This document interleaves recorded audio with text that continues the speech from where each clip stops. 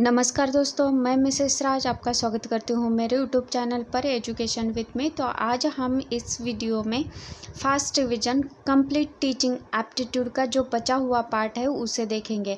आज हम इस वीडियो में फैक्टर्स अफेक्टिंग टीचिंग और टीचिंग टेक्निक्स को भी इस वीडियो में कंप्लीट करेंगे और बहुत ही जल्द ही इसका जो टॉपिक है, जो बचा हुआ टॉपिक है टीचिंग एप्टीट्यूड का, उसे भी हम कंप्लीट कर लेंगे। हमारा यहाँ पर देखिए फ्री क्लास है जो पेपर 1 और पेपर 2 के लिए। पेपर 1 जनरल है जो सबके लिए कॉमन है और पेपर 2 हिंदी लिटरेचर है। मैं हिंदी लिटरेचर के साथ अन्य टॉपिक पढ़ाने की भी कोशिश करूंगी जो अन्य सब्जेक्ट के हैं, लेकिन मेरे पास अभी सिलेबस और उसके जो भी नोट्स है अभी कंप्लीट नहीं हुए हैं, सो मैं अभी डाल नहीं रही हूँ। लेकिन इन दो सब्जेक्ट्स के, general paper and Hindi subject के, मैं यहाँ पर वीडियो डाल दूँगी। अभी मैंने यहाँ पर फास्ट रिवीजन के तौर पर, ठीक है, कंप्लीट टीचिंग एप्टीट्यूड शुरू कर दिया है। हमारा जो टारगेट है जीआरएफ कंप्लीट करने का या जीआरएफ पाने का, उसे हम इस बार जीआरएफ हमारा जो टारगेट है उसे लेकर रहेंगे।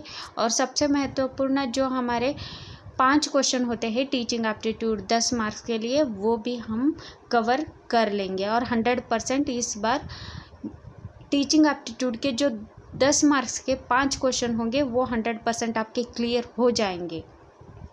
और सैटरडे और संडे के दिन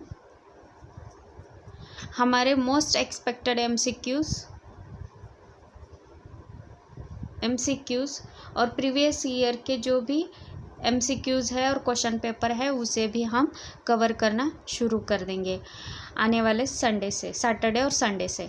अब यहाँ पर देखिए सबसे महत्वपूर्ण है कि हमारा जो टारगेट है जीआरएफ पाना, वो हम लेट्स क्रैक इट, मतलब 100% हम उसे क्रैक करके रहेंगे। तो प्लीज़ दोस्तों, अगर आप मेरे चैनल पर न्यू है तो प्लीज़ सब्सक्राइब कीजिएगा, बेल आइकन को दबाना मत भूलिएगा, जो मेरे वीडियो की नोटिफिकेशन है आपको टाइम टू टाइम मिले। आपका एक लाइक तो बनता है। मैं बहुत सारी मेहनत करके आपके सामने ऐसे वीडियोस ला रही हूँ जो अन्य किसी वीडियो में आपको नहीं दिखाई देगा। और आपके लिए जो भी स्टडी के रिलेटेड पीडीएफ चाहिए तो आप मुझे कमेंट करके बता सकते हैं। और टेलीग्राम का जो भी मेरा चैनल है एजुकेशन विद मी, कंप्लीट मतलब कैपिटल अक्षरों में है, कैपिटल जो वर्ड में है एजुकेशन विद मी, तो आप मुझे वहाँ पर भी फॉलो कर सकते हैं। और जो भी वीडियो के पीडीएफ है आपको वहाँ पर मिल जाएंगे। मैंने डालना शुरू कर दिया है तो आप वहाँ से डाउनलोड करके पढ़ भी सकते हैं और समझ भी सकते हैं। उसी के साथ ही यहाँ पर दोस्तों मैं कहना चाहती हूँ कि सबसे महत्वपूर्ण बात है कि यहाँ पर कमेंट भी कीजिएगा, मतलब आपके एक एक कमेंट से ही मुझे समझ में आ जाएगा कि आप मेरे वीडियोस देख रहे हो। और मेरे वीडियोस शुरू से लेकर अंत तक देखिएगा दोस्तों। इसे एस्केप या इसे थोड़ा सा देख के इसे बंद मत कीजिएगा। आपको अगर जीआरएफ लेना ही है, अगर आपका टारगेट जीआरएफ है, तो 100% आपको मेरा वीडियो शुरू से लेकर अंत तक देखना होगा। मैंने अभी तक जितने टॉपिक्स कवर किए हैं उसमें ऐसा कौन सा भी टॉपिक मैंने पीछे छोड़ा नहीं है जो स्टडी के रिलेवेंट है। और एग्ज़ाम थ्रू हम एग्ज़ाम के लिए जो भी बहुत ही महत्वपूर्ण जो भी पॉइंट्स बन सकते हैं, मैं वो सारे के सारे पॉइंट्स यहाँ पर कवर कर रही हूँ। तो दोस्तों प्लीज़ सब्सक्राइब करना मत भूलिएगा, ठीक है। अब हमारा जो कोविड-19 की वजह से जो हमारी एग्ज़ाम आगे चली गई है, तो ये अवसर आपके लिए बहुत ही सुनहरा है। और इस सुनहरे अवसर का आप पूरे से पूरा उपयोग करके आप आपका जो ध्येय है, जो एम है, उसे आप कंप्लीट कीजिएगा दोस्तों। और मेरी शुभकामनाएं आपके साथ हमेशा रहेंगी। अब यहाँ पर देखते हैं कि शिक्षण को प्रभावित करने वाले कारक तत्व, फैक्टर्स अफेक्टिंग टीचिंग, उसे हम शुरू करते हैं। इसमें ही टीचिंग टेक्निक्स भी हम देखेंगे। तो दोस्तों चलिए तो यहाँ पर देखिए दोस्तों, मैंने टीचिंग जो फैक्टर्स अफेक्टिंग टीचिंग है, जो शिक्षण को प्रभावित करने वाले कारक तत्वों का एक हैंडमेड चार्ट बनाया है, और वो चार्ट बहुत ही महत्वपूर्ण है। और इस चार्ट को हम बारी बारी मतलब समझने की कोशिश करेंगे। और यहाँ पर देखिए, ये चार्ट है वो बहुत ही आपको छोटा दिखाई दे रहा होगा। मैं इसे जूम करके हर एक पॉइंट को क्लियर करते जाऊंगी, और आप इस हर एक पॉइंट को बारीकी से समझिएगा। मैं समझाने की कोशिश कर रही हूँ, और मुझे पता है आपने बहुत सारी पढ़ाई की होगी, या नए एस्पिरेंट्स होंगे या नए स्टूडेंट्स होंगे जो नेट की तैयारी कर रहे होंगे, वो मेरे वीडियो को देख के 100% आपके जितने भी मतलब प्रॉब्लम्स है, जितने भी आपकी जो भी क्वेश्चंस है, वो सारे के सारे यहाँ पर फैक्टर्स अफेक्टिंग टीचिंग के जितने प्रश्न बनते हैं प्रीवियस ईयर के और मोस्ट एक्सपेक्टेड एमसीक्यूज़ भी मैं यहाँ पर इस टॉपिक पर भी करवा कर लूँगी। अब हम इस टॉपिक को पहले समझने की कोशिश करते हैं फास्ट रिवीजन के तौर पर, और जैसे ही टॉपिक ख़त्म हो जाता है वैसे ही मैं आपको सैटरडे और संडे मैंने आपको बता दिया है, उस दिन मैं बहुत सारे एमसीक्यूज़ लेकर आऊँगी। वो एमसीक्यूज़ 100% एग्ज़ाम के लिए बहुत ही हेल्पफुल रहेंगे। अब हम शुरू करते हैं।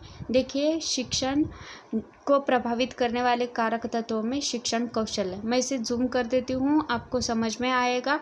और यहाँ पर मैं जो लिखा है मैंने, वो भी आपको क्लियर दिखेगा। ठीक है।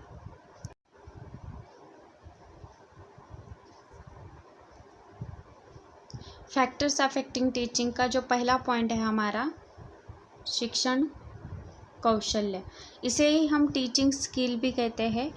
और इसमें देखिए, प्रभावी शिक्षण के लिए समुचित कौशल्य संग्रह का होना अत्यंत आवश्यक है। जो शिक्षण कौशल्य जन्म से ही विद्यमान होते हैं, लेकिन कुछ कौशलों के लिए एक भावी शिक्षक को सचेत प्रयास करने पड़ते हैं।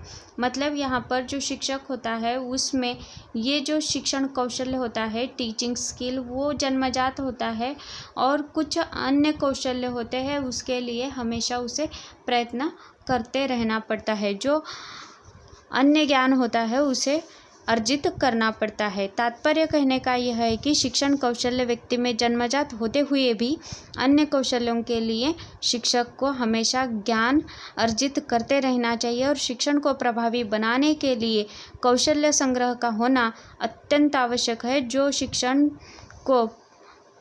के जो प्रमुख कौशल्य होते हैं उसमें प्रश्न पूछना सबसे महत्वपूर्ण है। देखिए, यहाँ पर प्रश्न पूछना, प्रयोग करना, व्याख्यान देना, निदान करना और कौशल्य विश्लेषण करना। आपको समझ में आया यह पॉइंट? अब हम दूसरा पॉइंट देखते हैं, विषय वस्तु की विशेषज्ञता। और यहाँ पर देखिए, इसे ही विषय वस्तु की विशेषज्ञता को सब्जेक्ट मैटर कहते हैं, और सब्जेक्ट मैटर स्पेशलाइजेशन भी इसे कहा जाता है। जब किसी विषय का विशेषज्ञ, यानी जब किसी विषय का जो आधिपत्य रखने वाला जो व्यक्ति होता है, शिक्षक होता है, उस विषय को पढ़ाता है, तब वह शिक्षार्थी को वह विषय की सही और अच्छी जानकारी देने में समर्थ रहता है। तात्पर्य यह है कि जब वह किसी ऐसे विषय का शिक्षण करता है जिसमें उसने विशेषज्ञता प्राप्त नहीं की है, तो वह अपने शिक्षण से शिक्षार्थियों को प्रभावित नहीं करता और अध्यापन कार्य अप्रभावशाली रह जाता है। यानी उसमें प्रभाव ही नहीं रहता। जब वो शिक्षक अध्यापन करते हैं, अगर उनके विषय पर कमांड नहीं रहेगा, तो वो स्टूडेंट को किस तरह पढ़ाएंगे, किस तरह समझाने की कोशिश करेंगे, क्योंकि उन्हें उस विषय के संदर्भ में कुछ मालूम ही नहीं रहेगा, तो वो विषय एक शिक्षक कैसे पढ़ा पाते हैं। यहाँ पर देखिए, सबसे महत्वपूर्ण जो पॉइंट मैं बताना चाहती हूँ इसमें, वो है जो शिक्षण में विषय वस्तु होना चाहिए। जब कोई शिक्षक ऐसे विषय को पढ़ाते हुए सामने दिखाई देते हैं जो उनके विषय पर उनका आधिपत्य स्थापित हुआ हो, या उस विषय की पूरी जानकारी उस शिक्षक को होगी तभी वो शिक्षक छात्र को पढ़ाने में समर्थ रहते हैं। और अच्छे विद्यार्थियों को ऐसे ही जो शिक्षक होते हैं वो निर्मित कर पाते हैं, जो विद्यार्थी को उनके जो प्रश्न होते हैं उन प्रश्नों को हल करने में उनकी मदद करते हैं। अब यहाँ पर देखिए सबसे महत्वपूर्ण जो है, ठीक है, शिक्षण की योग्यता। और शिक्षण की योग्यता को देखने के लिए यहाँ पर मैं कहना चाहती हूँ कि इसमें एजुकेशनल क्वालिफ़िकेशन या एजुकेशनल जो टीचर होते हैं, ठीक है, एजुकेशनल क्वालिफ़िकेशन यहाँ पर बहुत ही महत्वपूर्ण है, क्योंकि शिक्षक की शैक्षणिक योग्यता पर ही निर्भर होता है कि जो शिक्षक किस स्तर के विद्यार्थियों को पढ़ाना चाहिए, कौन से स्तर पर कितनी स्तर की आवश्यकता होती है कक्षा को पढ़ाने के लिए, ये सबसे महत्वपूर्ण है। अगर शिक्षक को उच्च कक्षाओं को पढ़ाना चाहिए तो उनके लिए एक अलग स्तर बनाया गया है, और जो शिक्षक निम्नतर स्तर की कक्षाओं को पढ़ाना चाहिए उनके लिए एक अलग से स्तर यहाँ पर रखा गया है।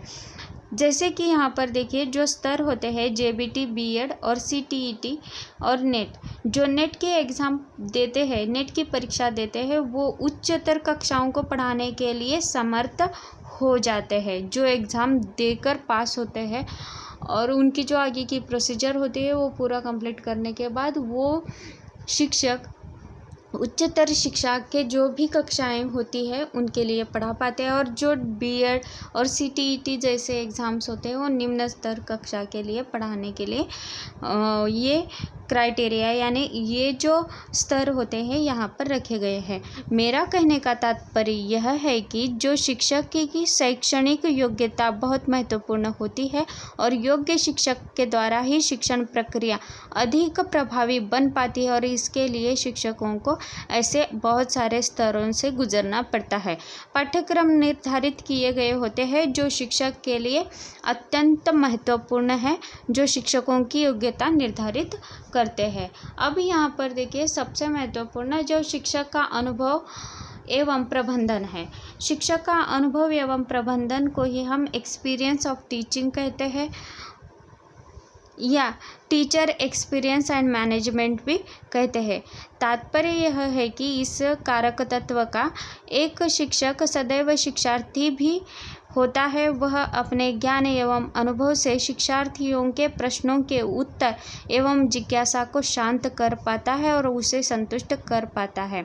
मैंने पहले ही पॉइंट में कह दिया था जो विषय वस्तु की विशेषज्ञता में ही, ठीक है, या विषय वस्तु में ही मैंने पहले बताया था कि जो शिक्षक या जो अध्यापक जिस विषय को पढ़ाना चाहते हैं उस विषय पर अगर उनका कमांड रहेगा, यानी उस विषय का पूरा ज्ञान उस शिक्षक को रहेगा, तो वो शिक्षक अपने छात्र के सामने जितने भी प्रश्न उत्पन्न होते हैं या उनके मन में जो भी प्रश्न होते हैं या जो भी जिज्ञासा होती है पूछने की, जो प्रश्न पूछने की, उस प्रश्न को वो शिक्षक शांत कर पाए, यानी उस प्रश्नों का उत्तर अगर शिक्षक दे देते हैं या अध्यापक दे देते हैं तो उनकी जो जिज्ञासा होती है वो समाप्त होती है, और उनका जो मतलब समझने का स्तर होता है और उनके जो प्रश्नों के उत्तर मिल जाते हैं, तो शिक्षक के द्वारा शिक्षार्थियों को बहुत ही मतलब जो मदद होती है, जो उनके प्रश्नों को समाधान करने में जो महत्वपूर्ण कारक तत्व है, वो सबसे महत्वपूर्ण यहाँ पर शिक्षक का अनुभव एवं प्रबंधन है। अनुभव यहाँ पर अगर शिक्षार्थी के साथ ही शिक्षक स्वयं एक शिक्षार्थी होता है, क्योंकि शिक्षक हमेशा कुछ ना कुछ सीखते रहता है, और वो शिक्षक जब सीखते रहते हुए भी किसी अन्य विद्यार्थियों को सिखाता है। एक अच्छा शिक्षक सदैव अपने ज्ञान को छात्रों के साथ साझा करता है और अपने अनुभवों से छात्रों के सवालों एवं कक्षा प्रबंधन को श्रेष्ठतर ढंग से नियंत्रित करता है। समझ में आया यह पॉइंट? ठीक है। अब यहाँ पर देखिए शिक्षक एवं शैक्षणिक संस्थानों में समन्वय। शिक्षण जो यहाँ पर होता है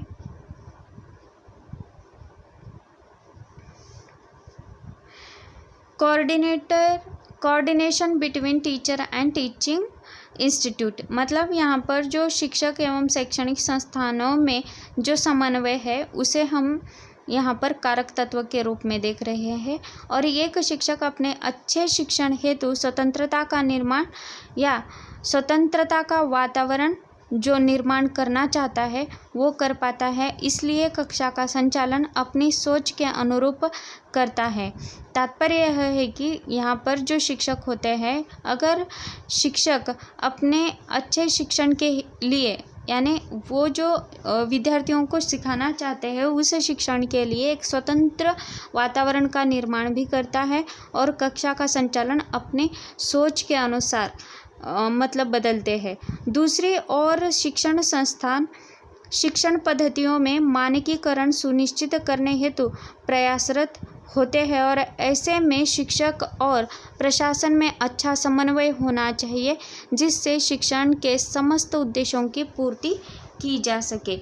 आपको समझ में आया यह?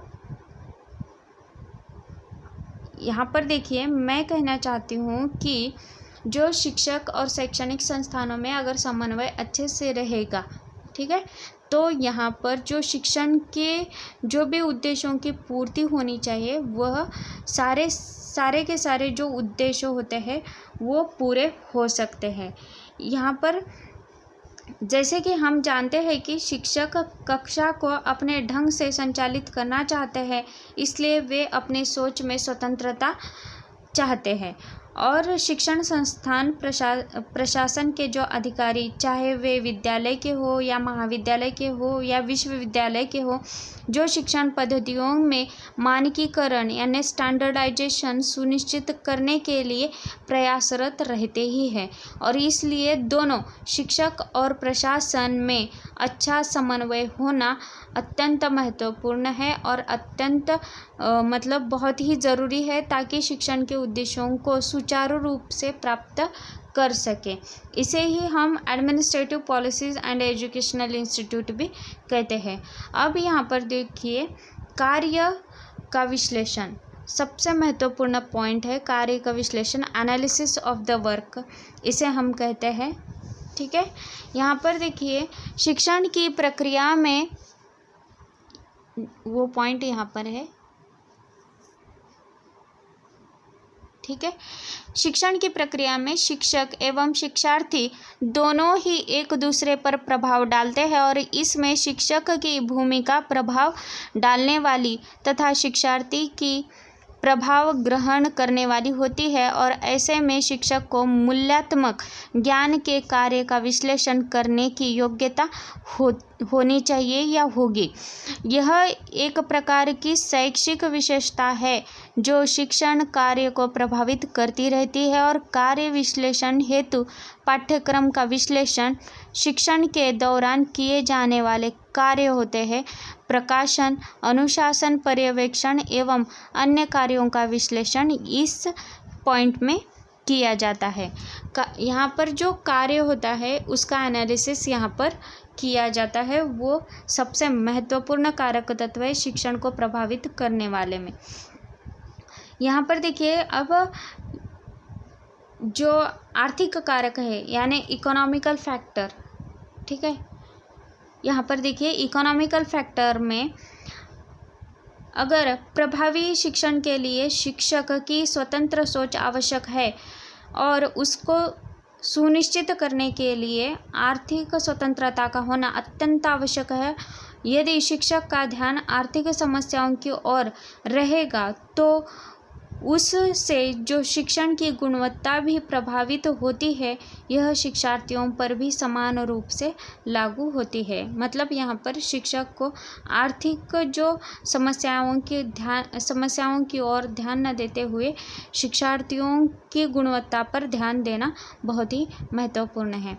अब जो अंतिम बचा हुआ अभी आगे भी पॉइंट है, लेकिन उसमें सबसे महत्वपूर्ण है कक्षा का वातावरण यानी क्लासरूम एनवायरनमेंट।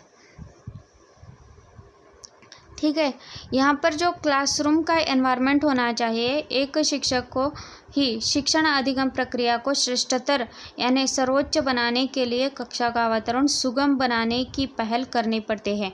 यानी जो कक्षा का वातावरण जटिल हो जाता है या पढ़ाने के लिए श्रेष्ठकर नहीं होता है, तो उस वक्त शिक्षक को शिक्षण अधिगम प्रक्रिया को श्रेष्ठतर यानी सर्वोत्तर या सर्वोच्च बनाने के लिए या अच्छा वातावरण बनाने के लिए कक्षा का वातावरण सुगम और सहज बनाने की पहल करनी पड़ती है।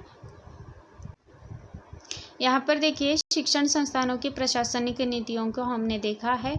उसके बाद हम जो देखने वाले हैं अंतिम पॉइंट, जो समाज एवं माता पिता की अपेक्षाएं, उसे हम देखेंगे। ठीक है, अब देखिए ये जो सबसे महत्वपूर्ण पॉइंट है यहाँ पर आपको दिखाई दे रहा होगा, समाज एवं माता पिता की अपेक्षाएं। इसमें यानी इस कारक तत्व में जो शिक्षण को प्रभावित करने वाला एक महत्वपूर्ण कारक तत्व है, माता पिता की जो अपेक्षाएं चर हस्तक्षेप के रूप में कार्य करती है, वे शिक्षार्थी पर दबाव डाल सकते हैं और जिससे शिक्षण भी प्रभावित हो सकता है। मतलब अगर माता पिता जो भी शिक्षार्थियों पर जो प्रभाव डालते हैं, दबाव डालते हैं, तब शिक्षण प्रभावित हो सकता है। और सबसे महत्वपूर्ण ये जो पॉइंट है, ये सबसे महत्वपूर्ण पॉइंट है जो शिक्षण को प्रभावित कारक तत्वों में, और अन्य कुछ और भी पॉइंट है जो शिक्षण को प्रभावित करने वाले कारक तत्वों में देखे जा सकते हैं। अब हम उन जो बचे हुए कारक तत्व है जो अन्य के रूप में मैंने चार्ट में दिए हैं, उसको हम देखेंगे।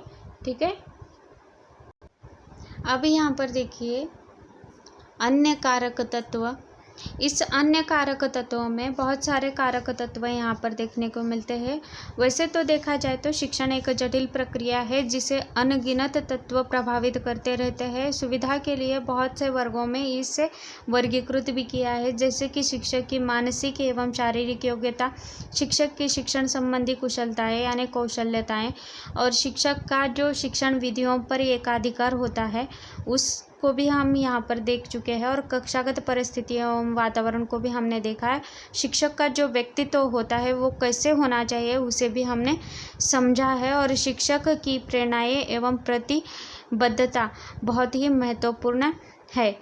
उपयुक्त जैसे कि हमने देखा है कि कारकों को और अधिक संगठित करके बहुत से ऐसे अन्य कारक तत्वों को हम देख सकते हैं, जैसे कि उसमें है शिक्षण नियोजन, ठीक है, शिक्षण की व्यवस्था, शिक्षण प्रवाह, शिक्षण सहायक सामग्री, शिक्षण व्यवहार, शिक्षण अनुदेशन प्रक्रिया, ठीक है, और जो यहाँ पर है शिक्षक का व्यवहार।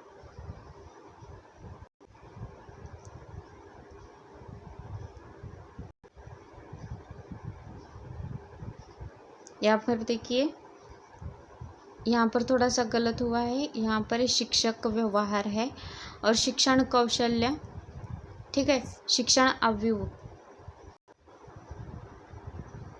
यहाँ पर देखिए शिक्षण का नियोजन हमने पहले पॉइंट देखा है, उसे ही प्लानिंग ऑफ टीचिंग भी कहते हैं।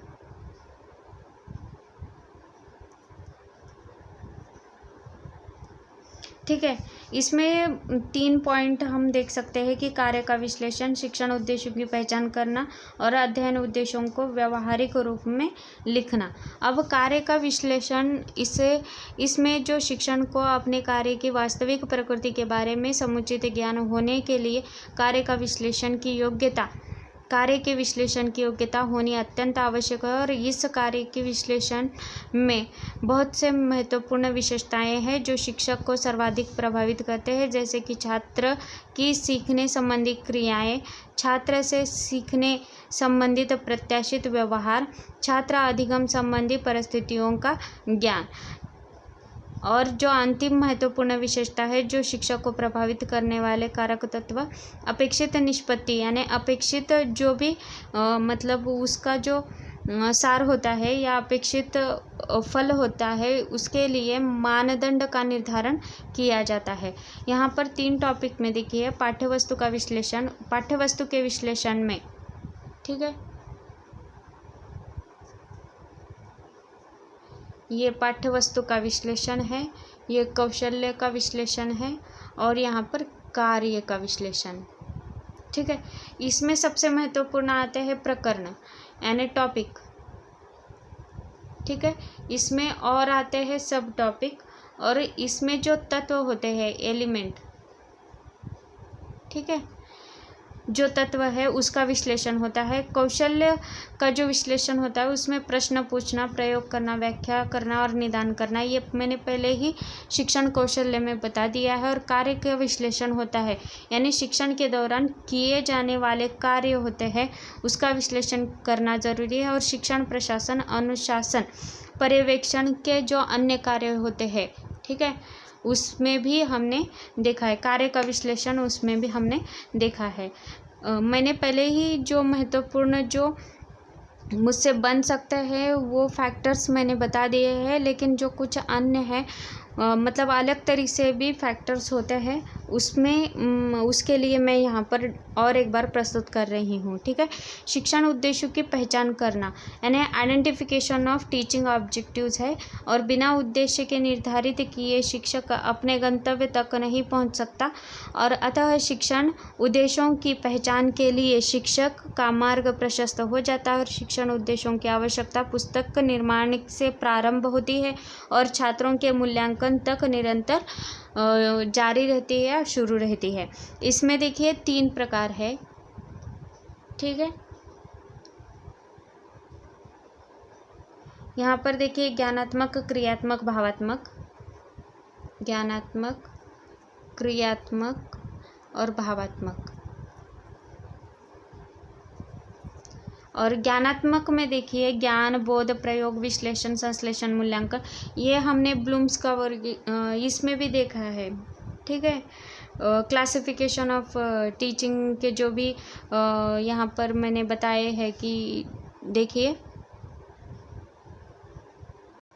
हाँ मैं सही थी। और ब्लूम के द्वारा जो शिक्षण का वर्गीकरण किया है ज्ञानात्मक, भावात्मक और क्रियात्मक, उसमें भी जैसे कि ज्ञानात्मक में ज्ञान, बोध, प्रयोग, विश्लेषण, संश्लेषण, मूल्यांकन, और क्रियात्मक में देखिए उद्दीपन, हस्तांतरण, नियंत्रण, समन्वयीकरण, स्वभावीकरण और आदत निर्माण।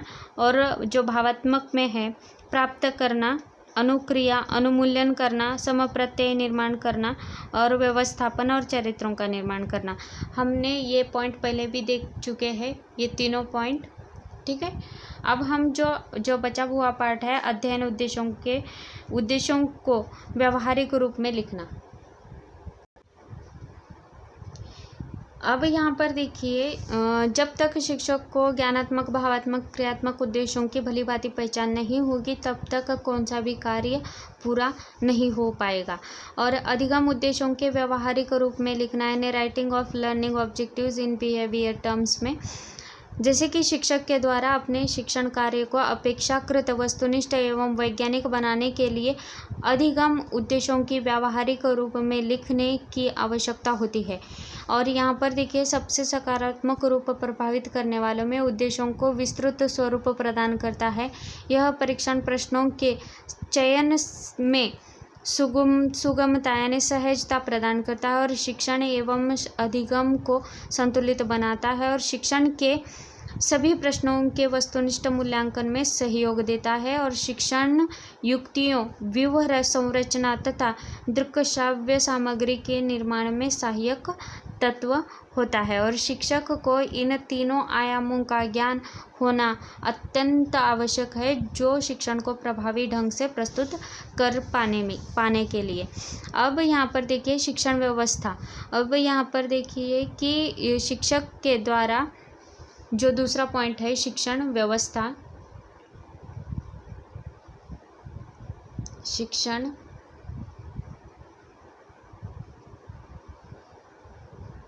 व्यवस्था, ठीक है, आपको समझ में आ रहा होगा ये। इसमें भी 3 प्रकार के जो भेद है यहाँ पर। शिक्षण व्यवस्था बहुत ही महत्वपूर्ण है शिक्षण के लिए। यहाँ पर शिक्षण की युक्तियाँ यानी टीचिंग टैक्टिक्स और शिक्षण अवयव यानी कम्युनिकेशन स्ट्रैटेजी बहुत ही महत्वपूर्ण है यह भी पॉइंट। और दृश्य श्राव्य सामग्री यानी ऑडियो विजुअल एड्स का भी प्रयोग यहाँ पर करना पड़ता है प्रभावी शिक्षण के लिए। शिक्षण युक्तियों में देखिए शिक्षण को सर्वाधिक प्रभावित करती है और क्योंकि ये शिक्षण के स्वरूप का निर्धारण करती है और इसके अंतर्गत डेविस ने 5 विशेष परिस्थितियों को बहुत ही महत्व दिया है। उसमें संकेत अधिगम, श्रृंखला अधिगम, बहुभेदीय अधिगम, प्रत्यय अधिगम और सिद्धांत अधिगम, ये बहुत ही महत्वपूर्ण परिस्थितियां हैं 5। ठीक है, इसमें देखिए संकेत अधिगम, श्रृंखला अधिगम, बहुभेदीय अधिगम, प्रत्यय अधिगम और जो अंतिम बचा है सिद्धांत अधिगम। और संप्रेषण अवयव में यानी जो कम्युनिकेशन स्ट्रैटेजी होनी चाहिए शिक्षण प्रक्रिया के तत्व 2 माने जाते हैं और एक और पाठ्य वस्तु होती है तो दूसरी ओर संप्रेषित करने की जो प्रक्रिया होती है ये बहुत ही महत्वपूर्ण तत्व है। संप्रेषण ही पाठ्य वस्तु को सक्रिय बनाता है और यह प्रक्रिया जितनी अधिक प्रभावी होगी शिक्षण उतना ही प्रभावी माना जाएगा।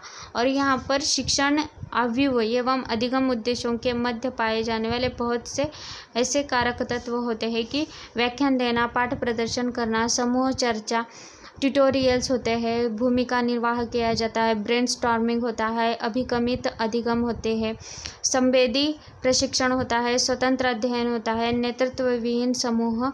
यहाँ पर बहुत ही मतलब ये जो पॉइंट है बहुत ही मतलब शिक्षण अवयवों में महत्वपूर्ण माने जाते हैं। और दृश्य श्राव्य सामग्री यानी ऑडियो विजुअल एड्स में, ठीक है, जो शिक्षण व्यवस्था का जो तीसरा पॉइंट है ऑडियो विजुअल एड्स में, ये सामग्री शिक्षण को रोचक, प्रेरक, ग्राह्य तथा सजीवता प्रदान करने के लिए बहुत ही महत्वपूर्ण और बहुत ही सटीक रूप से इसका प्रयोग शिक्षण को प्रभावी बनाने के लिए किया जाता है। और इसमें जो शिक्षण प्रक्रिया को प्रभावित करने के लिए धारण शक्ति में वृद्धि होती है और शिक्षण स्थानांतरण होता है, ज्ञान प्राप्ति होती है, बोधगम्यता होती है, पुनर्बलन यहाँ पर होता है। दृश्य श्राव्य सामग्री शिक्षण प्रक्रिया को शिक्षण उद्देश्यों के संदर्भ में प्रभावित करने के लिए यहाँ पर देखिए रेडियो का यूज़ किया जाता है, टेप रिकॉर्डर, ग्रामोफोन, रेखाचित्र, स्थिर चित्र, मॉडल, फिल्म्स, टीवी, भाषा प्रयोगशाला और पर्यटन आदि का यहाँ पर प्रयोग किया जाता है, जो यहाँ पर बहुत ही महत्वपूर्ण और कारगर सिद्ध होते हैं। और दूसरे में देखेंगे अगर यहाँ पर एक शिक्षक को प्रभावी दृश्य श्राव्य सहायक सामग्री के चयन में, ठीक है, चयन में अधिगम परिस्थितियों को एक मानदंड यानी स्टैंडर्ड के रूप में स्वीकार करना चाहिए और उद्देश्यों के निर्धारण के बाद उनकी प्राप्ति के लिए शिक्षक को समुचित अधिगम परिस्थितियाँ उत्पन्न करनी होती है, जो बहुत ही महत्वपूर्ण होती है और शिक्षण को प्रभावित करने के लिए और छात्रों को समझाने के लिए। यहाँ पर मैंने पहले बताया था कि शिक्षण युक्तियों में 5 जो महत्वपूर्ण परिस्थितियाँ होती है डेविस के अनुसार। संकेत अधिगम यानी सिंगल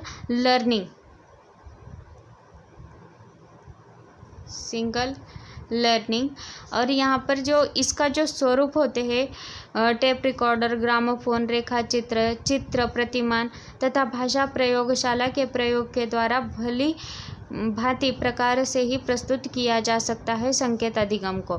श्रृंखला अधिगम यह देखिए इसमें रेडियो, टेप रिकॉर्डर, ग्रामोफोन, प्रतिमान, चलचित्र, दूरदर्शन, भाषा प्रयोगशाला तथा पर्यटन के द्वारा यहाँ पर प्रभावशाली ढंग से मतलब यहाँ पर चेन लर्निंग को प्रस्तुत किया जा सकता है। बहुभेदीय अधिगम यहाँ पर मल्टीपल डिस्क्रिमिनेटरी लर्निंग कहते हैं और इसमें जो इसका जो स्वरूप होता है टेप रिकॉर्डर, ग्रामोफोन, रेखाचित्र तथा भाषा प्रयोगशाला के माध्यम से उत्पन्न किया जाता है। प्रत्यय अधिगम यानी कंसेप्ट लर्निंग, इसमें रेखाचित्र, चित्र, चलचित्र, दूरदर्शन तथा पर्यटन की सहायता से उत्पन्न किया जाता है। और सिद्धांत अधिगम यानी प्रिंसिपल लर्निंग, इस अधिगम के स्वरूप को रेखाचित्र, चित्र, चलचित्र, दूरदर्शन एवं पर्यटन के माध्यम से उत्पन्न किया जा सकता है।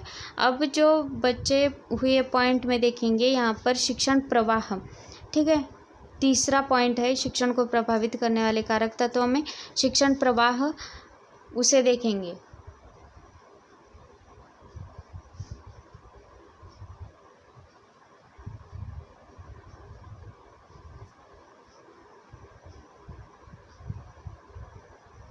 ठीक है। शिक्षण, यहाँ पर छात्रों के शिक्षण को प्रभावित करने में शिक्षक और शिक्षण प्रवाह की मौलिक भूमिका रहती है और इसके अभाव में उत्तम शिक्षण नियोजन एवं उत्तम शिक्षण की व्यवस्था उपलब्धता भी अपर्याप्त बनी रहती है। और शिक्षण प्रवाह से यहाँ तात्पर्य यह है कि छात्रों को अभिप्रेरित करना या उन्हें प्रेरणा प्रदान करना। यहाँ पर 2 उपाय किए जाते हैं, छात्रों को अभिप्रेरणा का अनुप्रयोग करना और छात्रों के लिए समुचित अभिप्रेरणा प्रविधियों का चयन करना। और यहाँ पर बहुत सारे गुण भी निहित होते हैं, उत्पन्न करना, स्थायी रखना और निरंतरता बनाए रखना और निर्देशित करना। यह मानव व्यवहारों को जो नियंत्रित करने के लिए अभिप्रेरणा के लिए महत्वपूर्ण गुण निहित होते हैं। शिक्षण को प्रभावी बनाने के ध्येय से एक शिक्षक को निम्नलिखित मतलब जो अभिप्रेरणा विधियों का प्रयोग करना पड़ता है, उसमें जो प्रविधियाँ होती है अभिप्रेरणा की, उसमें पुरस्कार एवं दंड होता है, प्रशंसा एवं निंदा, सफलता एवं असफलता, प्रतियोगिता एवं सहयोग, प्रगति का ज्ञान, नवीनता और आकांक्षा का स्तर। ये जो प्रविधियाँ होती है जो शिक्षण को प्रभावी बनाने के लिए बहुत ही महत्वपूर्ण होते हैं। जो शिक्षक का एक शिक्षक को जो अभिप्रेरणा विधियों का प्रयोग करना पड़ता है और इन सारी विधियों का प्रयोग करके छात्र को सही ढंग से या सही तरीके से उन्हें समझाने की कोशिश करने में एकजुट हो जाता है। अब यहाँ पर देखिए कि शिक्षण अनुदेशन प्रक्रिया ने इंस्ट्रक्शन प्रोसीजर कहते हैं इसे ही, ये चौथा पॉइंट है।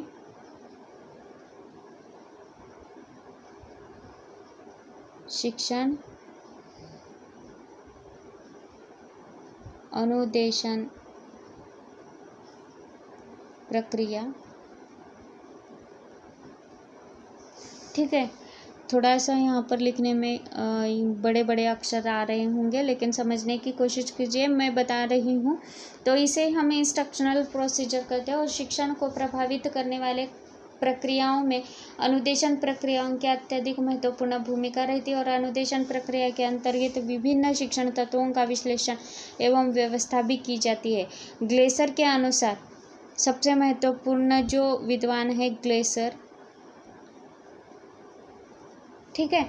अनुदेशात्मक प्रक्रिया का तात्पर्य है कि ऐसी प्रक्रिया जिसमें उद्देश्यों का विशिष्टीकरण किया जाता है और उसमें संबंधित प्रत्ययों, सिद्धांतों, कौशल्य, भाषा तथा समस्या समाधान के लिए व्यवस्था की जाती है और विधियों तथा प्रविधियों में सुधार तथा परिवर्तन किया जाता है जिससे उद्देश्यों की प्राप्ति की जा सके और अनुदेशन प्रभावशाली हो सके।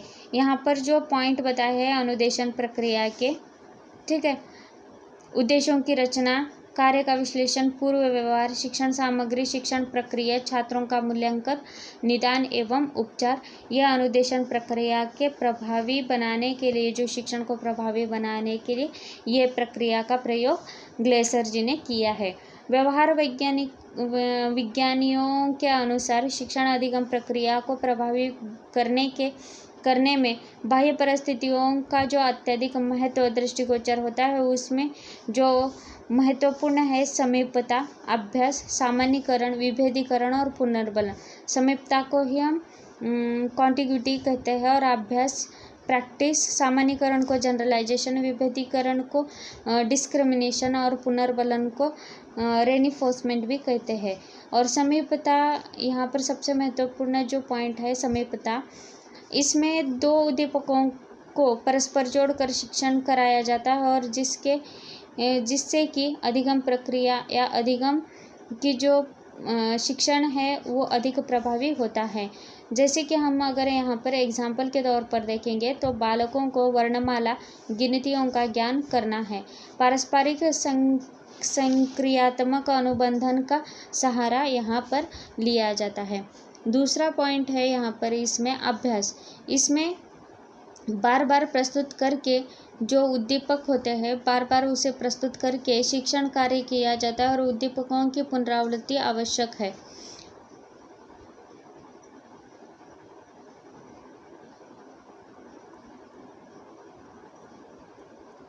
और यहाँ पर शिक्षण कौशल जो कौशल्य के शिक्षण में यह अधिक उपयोगी सिद्ध होता है। पुनर्बलन है, बालकों को धनात्मक ऋणात्मक पुनर्बलन देकर अधिगम का कार्य किया जाता है। यहाँ पर देखिए जो पुनर्बलन है, पुनर्बलन में हल और स्किनर के सक्रिय अनुबंध अनुक्रिया सिद्धांत का सहारा लिया जाता है। विभेदीकरण यह केवल अधिगम परिस्थिति ही नहीं बल्कि तथ्यात्मक वस्तुस्थिति की द्योतक है और इसमें छात्र प्रत्येक उद्दीपन स्थिति के लिए अलग अलग अनुक्रियाएं करता है। यहाँ पर उद्दीपन का अर्थ होता है, उद्दीपन को ही हम स्टिमुलस कहते हैं और अनुक्रिया को हम रेस्पॉन्स कहते हैं। ठीक है, बालकों को शिक्षण के समय विभेदीकरण परिस्थिति को ही अधिक समुन्नत बनाया जाता है और यह विधि विज्ञान एवं गणित शिक्षण में अत्यधिक महत्वपूर्ण और अत्यधिक उपयोगी सिद्ध हुई है। ये जो विभेदीकरण है, ठीक है, विभेदीकरण, इसका जो प्रयोग होता है, इस विधि का प्रयोग सबसे ज़्यादा विज्ञान यानी साइंस एंड मैथ में, इसे ही हम गणित कहते हैं, उसमें प्रयोग होता है।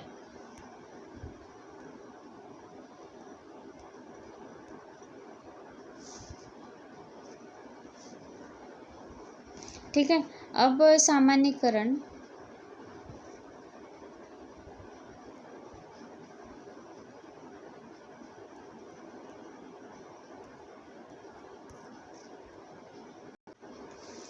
अब सामान्यीकरण में देखेंगे कि एक परिस्थिति न होकर प्रत्यय है और सामान्य जो अधिगम की परिस्थितियों में छात्र अनेक उद्दीपनों के लिए एक ही अनुक्रिया करता रहता है और यह व्यवहार एक विशिष्ट अधिगम परिस्थिति को प्रकट करता है और यह एक जटिल अधिगम प्रक्रिया है और इसमें आंतरिक और बाह्य दोनों ही प्रकार के अधिगम परिस्थितियाँ सम्मिलित यानी समावेशित होती है। अनुदेशन प्रक्रिया का जो लक्ष्य होता है प्रत्ययों का शिक्षण करना। ठीक है, यहाँ पर जो प्रत्यय होते हैं, प्रत्यय शिक्षण पद है और यहाँ पर जो प्रत्यय शिक्षण पद में जो सोपान होते हैं, पहला सोपान है अंतिम व्यवहारों की व्याख्या करना, दूसरा सोपान है प्रत्ययों का विश्लेषण करना, तीसरा छात्रों के लिए समुचित शाब्दिक परिस्थितियाँ उत्पन्न करना, चतुर्थ है यानी चौथा है प्रत्यय का धनात्मक ऋणात्मक उदाहरण प्रस्तुत करना, प्रत्यय के उदाहरणों को निरंतर समीप रूप में प्रस्तुत करना, प्रत्यय का नवीन धनात्मक उदाहरण प्रस्तुत करना और छात्रों के प्रत्यय अधिगम की पुष्टि करना और छात्रों द्वारा प्रत्यय की परिभाषा देना, छात्रों को अभ्यास के लिए अवसर प्रदान करना, यह बहुत ही महत्वपूर्ण है। ये जो सोपान है वो प्रत्यय शिक्षण पद के लिए बहुत ही महत्वपूर्ण है। अब यहाँ पर जो दूसरा लक्ष्य है यानी अनुदेशन प्रक्रिया के जो शिक्षण पद होते हैं उसमें भी 7 पद माने जाते हैं और पहला पद है अंतिम व्यवहारों का वर्णन करना जिन्हें अधिनियम शिक्षण द्वारा प्राप्त किया जाना चाहिए और दूसरा है अधिनियमों को उनके प्रत्ययों में विश्लेषण करना, तीसरा प्रत्यय के तत्वों के प्रत्यास्मरण में सहायता प्रदान करना और चतुर्थ प्रत्ययों को समन्वित करने के लिए सहायता प्रदान करना और छात्रों के लिए अधिगम और अधिनियम का प्रदर्शन करना और अधिनियम अधिगम की पुष्टि करना और नवीन अधिनियमों के अभ्यास के लिए अवसर प्रदान करना। अब यहाँ पर प्रत्यय और अधिनियम की जो भी महत्वपूर्ण उपयोगिताएं हैं उसमें देखेंगे। अधिगम जटिलता का न्यूनीकरण है, ये एक पॉइंट हो गया। दूसरा पॉइंट है वातावरण जन्य वस्तुओं एवं घटनाओं की पहचान करना, दूसरा पॉइंट।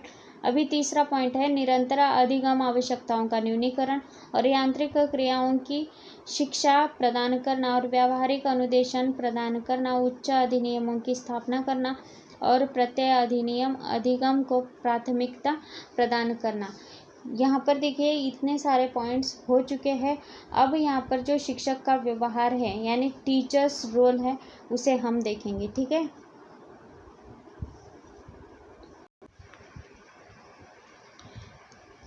यहाँ पर देखिए दोस्तों, जो शिक्षक व्यवहार है, कक्षा शिक्षण में शिक्षक व्यवहारों का जो आलेख होता है उसे हम देखेंगे। ठीक है, अब इसमें सबसे पहले देखेंगे कि शिक्षण शब्द से अभिप्राय, यानी शिक्षण जो शब्द का तात्पर्य है वो हम पहले देखेंगे। और शिक्षक एवं छात्र के मध्य चलने वाली अंतः प्रक्रिया, शिक्षणविदों ने शिक्षण कार्य का क्रमबद्ध निरीक्षण करके प्रभावी शिक्षण में शिक्षक व्यवहारों की भूमिका का सिद्धांत प्रस्तुत किया है। क्रमबद्ध निरीक्षण प्रविधि से ही शिक्षक क्रियाओं एवं शिक्षण व्यवहारों का विश्लेषण करता है। इसके जो अंतर्गत नियम, निश्चित नियम जो है उसका अनुसरण करता है या किया जाता है। और इसमें जो अंतः क्रिया, जो चरों एवं व्यवहारों का मापन भी इसमें किया जाता है। अब देखेंगे यहाँ पर जो कक्षा शिक्षण में शिक्षण व्यवहारों का जो आरेखन, यानी mapping of teaching behaviour in classroom teaching, इसमें चिन्ह प्रणाली, ठीक है, चिन्ह प्रणाली यानी साइन सिस्टम, वर्ग प्रणाली यानी कैटेगरी सिस्टम, और जो अंत क्रिया विश्लेषण प्रणाली यानी इंस्ट्रक्शन एनालिसिस सिस्टम।